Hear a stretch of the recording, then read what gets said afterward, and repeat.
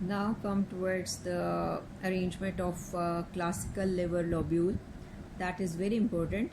We have earlier mentioned them that they appear in a form of hexagonal structure having the six sides or six corner, you would say, and which we mention them as a portal triad area in portal space or portal area. Individually, the hepatocyte is also attaining the shape of a polygonal cell. Now you can see in a very larger view that this is the central vein, and blood from the periphery runs towards the center. This is the branch of the hepatic portal vein, you would say, and that is the branch of the hepatic artery. They are running through and through, and they are this branch of hepatic is going to enter into the sinusoids. Sinusoids are what? These are the blood channels which are larger one and having the discontinuous basal lamina with the large pores or fenestration in it.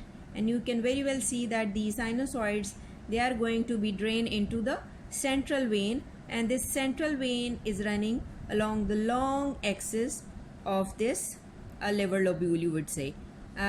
These are very closer present to each other, these hexagonal classical lobules, and you cannot rather demarcate the septa in between.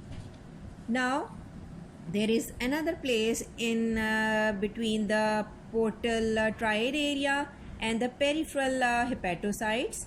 This area is containing the connective tissue fibers, reticular fibers in it, and this space is called as space of Moll. It is said that if lymph is present in the liver, this is the site where the lymph is present, that is in between the peripheral hepatocyte and the portal area.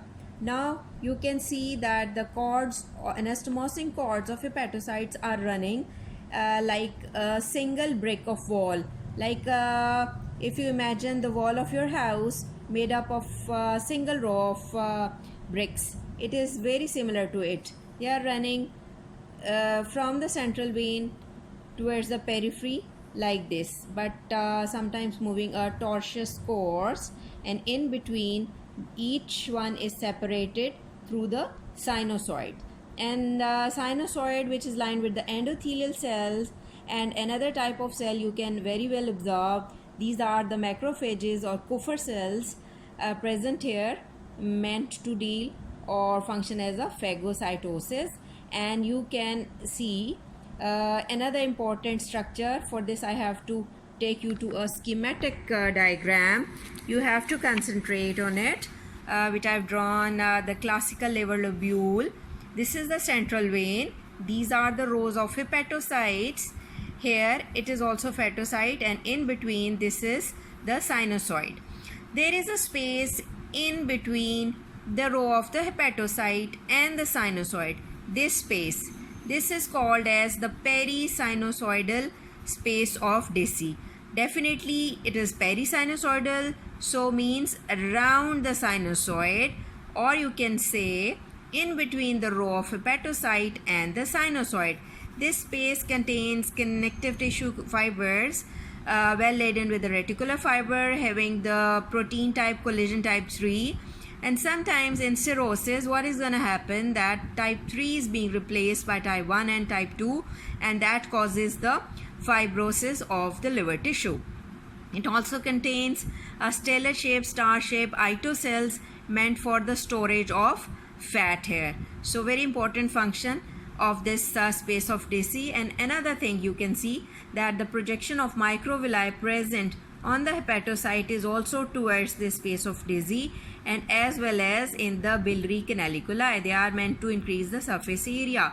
So a place where the real blood exchange or exchange of plasma takes place, because it is very fenestrated, allowing blood to move here, and all the content, all the proteins and bile coming from the biliary canaliculi from the hepatocyte, they are supposed to be exchanged here. So a place where the easy communication between the hepatocyte and the blood that take place very easily.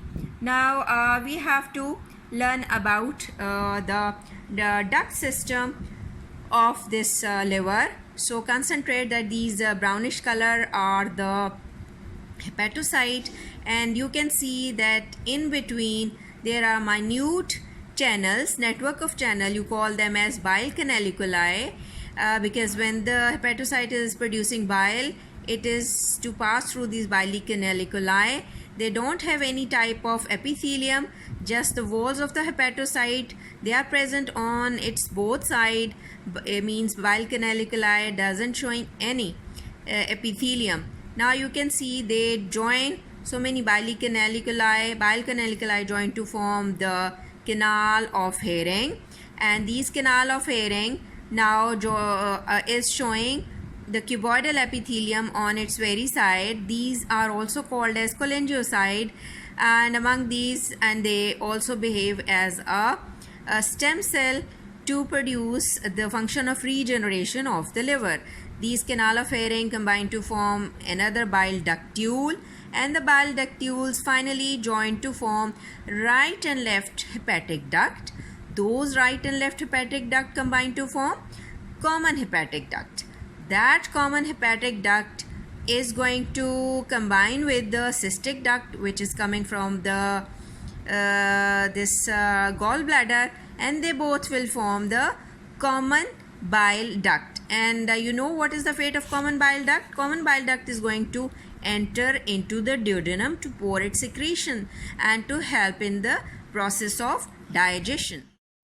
Among these liver stem cells, we mentioned that the existing hepatocytes, they work as proliferating cells, and liver stem cells that takes part in the regeneration are often called as oval cells. They are present among cholangiocytes of the bile canal near the portal areas.